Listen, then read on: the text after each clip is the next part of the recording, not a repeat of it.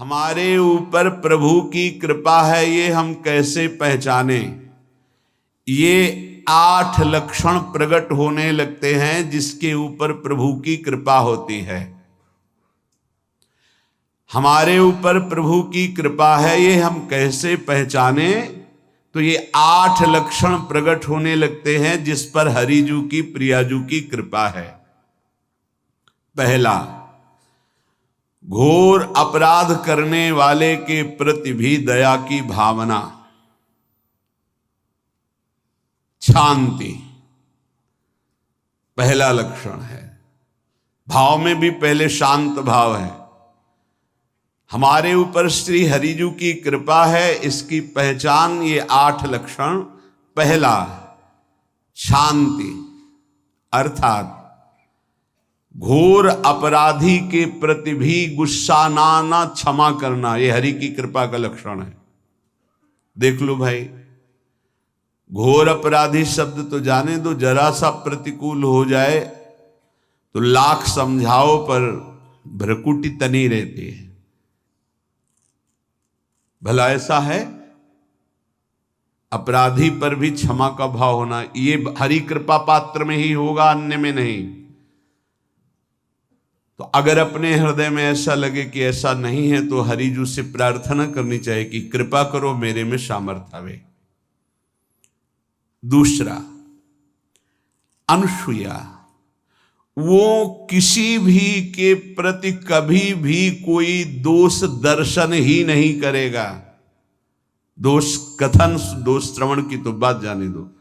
अनुसूया, दूसरों के गुणों में दोष ढूंढना ये नहीं होता। हरि कृपा पात्र में ये नहीं होता। ये सब भजन के नाश करने वाले।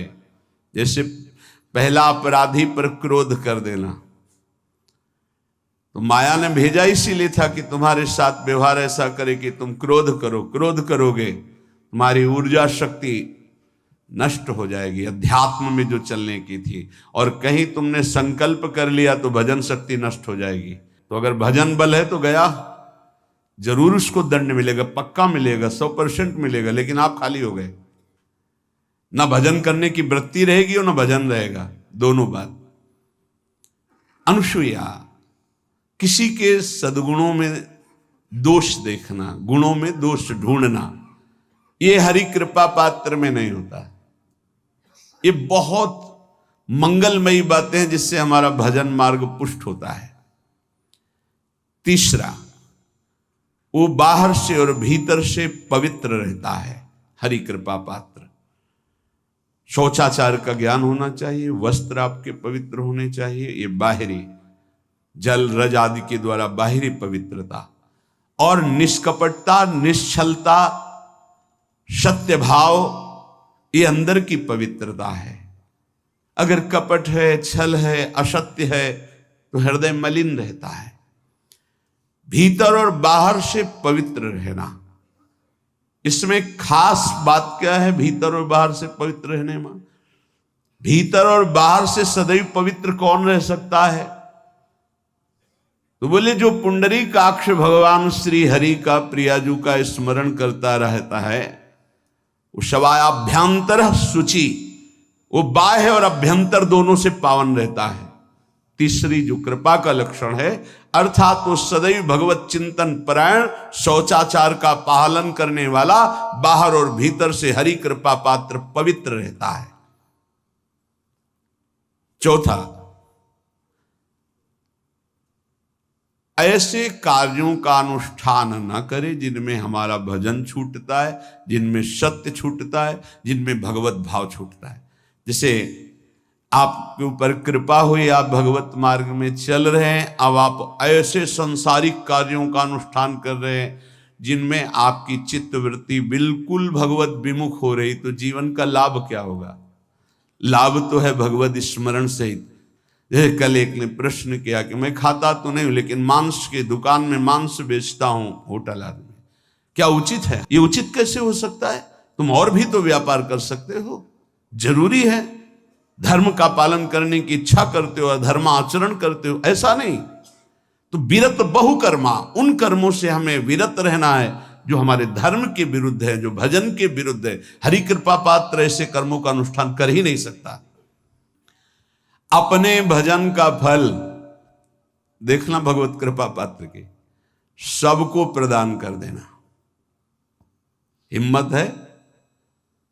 अपने भजन, इतनी मेहनत से किया हुआ भजन, भजन होने के बाद हे प्रभु इस भजन का फल हो, सर्वे भवन्तु सुखिना सर्वे सन्तु निरामयः।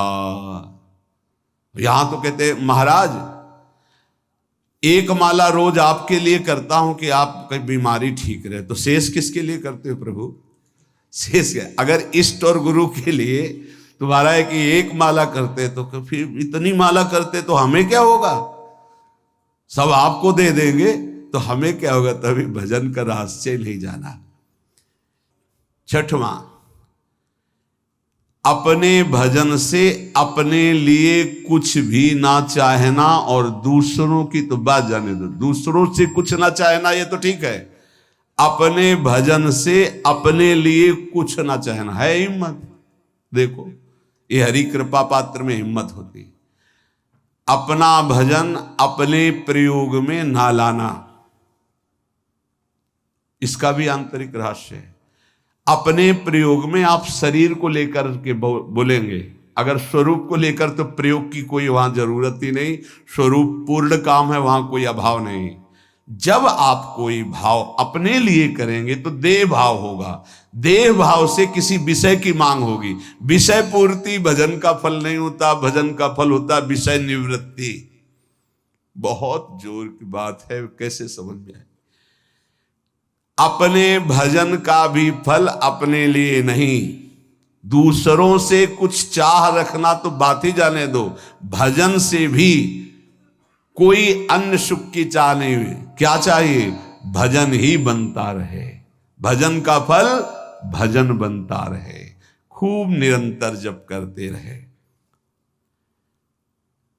सातवां, किसी भी मान सम्मान कीर्ति पद प्रतिष्ठा के मिलने पर हृदय का असंतुष्ट हो जाना, यह हरि कृपा पात्र का लक्षण होता है। प्रणाम नमस्कार जय हो तो हृदय में असंतुष्ट हो जाना चाहिए। कोई किंचन मात्र अभिमान न उदय हो जाए। प्रभु बचाओ, ये माया की चकाचौंध से बचा लो नाथ। कौन सा अपराध बन गया कि आपकी जय की जगह यहां हमको ऐसा सुनना पड़े। मान प्रतिष्ठा कीर्ति जिसके लिए बड़े बड़े लालायित रहते, हरि कृपा पात्र को विष की तरह चुभती है। और आठवां, किसी भी प्राणी समुदाय से संबंध ना रखते हुए सब पर दया की भावना, सब पर कृपा की भावना, सब पर करुणा मैत्री, पर किसी से ममता नहीं।